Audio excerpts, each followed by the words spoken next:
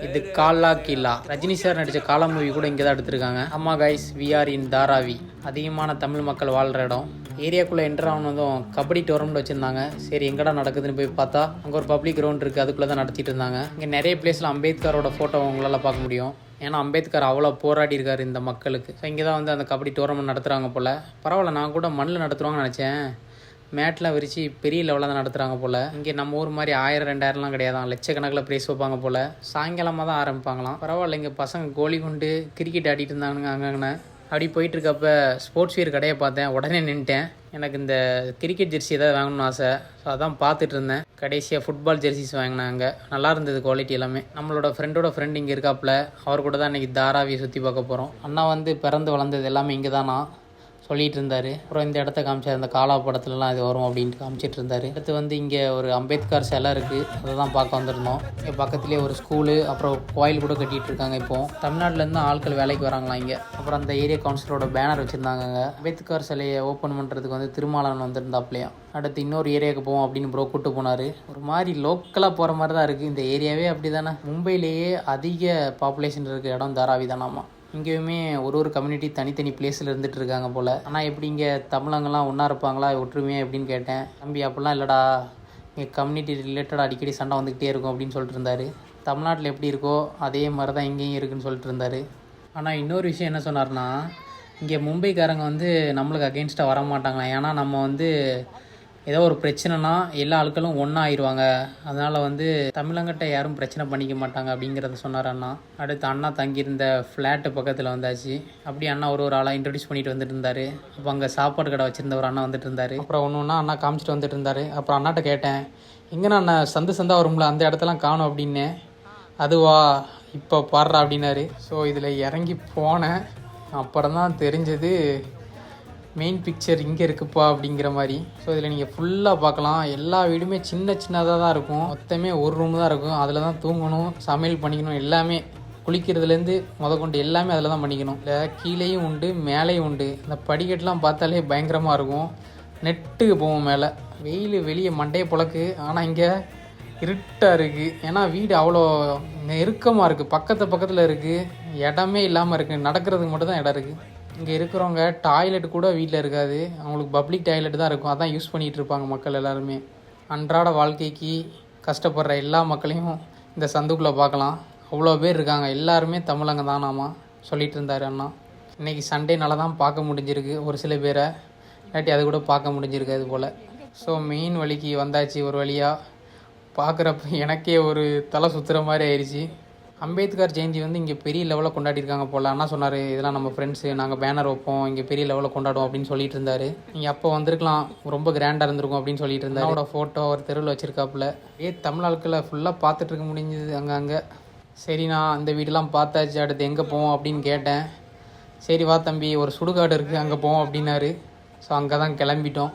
இங்கே நம்ம ஊரில் சுடுகாடு இருக்கிற மாதிரி எரிச்சிக்கலாம், ஆனால் புதைக்க முடியாது. கிறிஸ்டினுக்கு மட்டும் தான் அலோடாமா. இது வந்து அண்ணா சொன்னார், இந்த லாட்ஜில் வந்து ரொம்ப கம்மியாக இருக்கும் ரேட்டு தாராவிலே அப்படின்னாப்புல. யாராச்சும் வந்தீங்கன்னா இங்கே தங்கிங்க. இங்கேயும் நம்ம ஊரில் இருக்கிற மாதிரி எல்லா கட்சிக்கும் ஆஃபீஸ் வச்சுருக்காங்க போல். ஸோ இதுதான் சுடுகாடு என்ட்ரன்ஸு.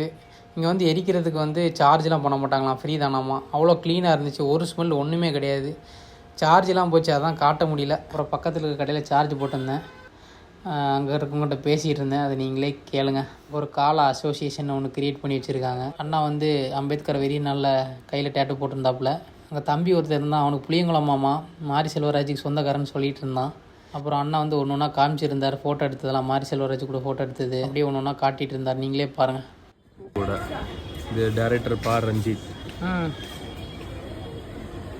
இது மாரி செல்வராஜ், இது ஒரு காமெடி ஆக்டர், இது ஒரு வில்லன் தான். இவர் வந்து ப்ளூ ஸ்டார் படத்துக்கு டைரக்டர். பா ரஞ்சித்தோட அசிஸ்டன்ட் ஜெயக்குமார் இவர் பேரு.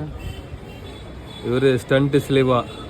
இது பறை படம் பேர் வந்து பறையோட வரலாறை வச்சு எடுத்திருக்கேன். ஃபிலிம் அண்ட் டைரக்டர் போய் நவீன் முகேஷ் என் பேர் இருக்கும். யூடியூப்ல பறை 2019 போட்டிங்கன்னா தெரியும். சரி வாங்க நீங்கள் வீடியோக்குள்ள. வெளியிலேருந்து வீடை பார்த்தோம், உள்ள வீடு எப்படி இருக்குன்னு பார்க்கல. அதான் தம்பிகிட்ட கேட்டேன், தம்பி ஏதாச்சும் ஒரு வீட்டுக்குள்ளே வீடியோ எடுக்கணும்பா அப்படின்னு. அதான் கூப்பிட்டு வந்தான் தம்பி. கடைசியில் பார்த்தா தென்காசியில் இருக்கிறவங்க தான் அங்கே போய் இருக்காங்க போல். படிக்கட்டி ஏறி போயிட்டு ஒரு வீடியோ பார்க்கலான்னு போனேன். நெட்டுக்கு இருக்குது, ஏறுறதுக்கே கொஞ்சம் பயமாக தான் இருந்தது. தென்காசிலேருந்து ஒரு ப்ரோ தங்கிட்டு இருக்காப்புல. சின்னதாக தான் இருக்குது, அதுக்குள்ளேயே கிச்சனு, பெட்டு, குளிக்கிறதும் அதுக்குள்ளே தான். தண்ணி வந்துடும் போல். இங்கே தான் இருந்துகிட்டு இருக்காப்புல. இங்கே ஏதோ படிச்சிட்ருக்குன்னு சொன்னாப்புல. நம்ம ஊர்லலாம் இருந்துட்டு இங்கெல்லாம் இருக்க முடியுமான்னு தெரியல, அவங்களுக்கு பழகிருக்கும் போல். இந்த வீடுன்னு இல்லை, இங்கே இருக்க எல்லா வீடும் இப்படி தான் இருக்கும். எப்படியோ ஒரு வழியாக கஷ்டப்பட்டு இறங்கிட்டு இருந்தேன். அப்புறம் பக்கத்தில் இருக்க வீடும் தென்காசிக்காரங்க தான் சொன்னாங்க. ஸோ அவங்களையும் போயிட்டு பேசிட்டு ஒரு வீடியோ எடுத்தாச்சு. பார்த்தீங்கன்னா தெரியும், இவ்வளோ இதில் இந்த இடத்துக்குள்ளே தான் வாழ்ந்துட்டு இருக்காங்க மக்கள் எல்லாருமே. எல்லாத்தையும் பார்த்து முடிச்சுட்டு ஒரு மீல்ஸ் ஜம்முன்னு சாப்பிட்டு தேட்டருக்கு போயிட்டேன், மைக்கேல் ஜாக்சன் படத்துக்கு. அங்கே ஒரு அக்கா வந்து அவங்களோட ஃப்ரெண்டை வந்து அப்படியே சுற்றி காமிச்சிருந்தாங்க. அதை பார்த்துட்டு ஒரு செல்ஃபியை போட்டு வெளியில் வந்தாச்சு. படமும் முடிஞ்சிருச்சு. அப்படியே சுற்றி பார்த்துட்டு இருந்தேன். அப்புறம் பார்த்தா டீசலு. சரி உள்ளே போய் எதுவும் செக் பண்ணுவோம் அப்படின்னு போய் பார்த்தா இந்த ஃபேண்ட் எவ்வளோ இருக்குன்னு நினைக்கிறீங்க? 3000 4000 35,000 அந்த ஃபேண்ட்டு. அடுத்து வெளியில் பார்த்தா இன்னொரு டாகு. ஃபுல்லாக பெட்ஸை தான் கூப்பிட்டு வராங்க மாலுக்கு, வந்து என்ஜாய் பண்ணுறாங்க, அதை வச்சுக்கிட்டு ஜாலியாக விளாண்டுக்கிட்டு. அப்புறம் வெளியில் வந்து பார்த்தா டெஸ்லா ஷோரூம் இருந்தது.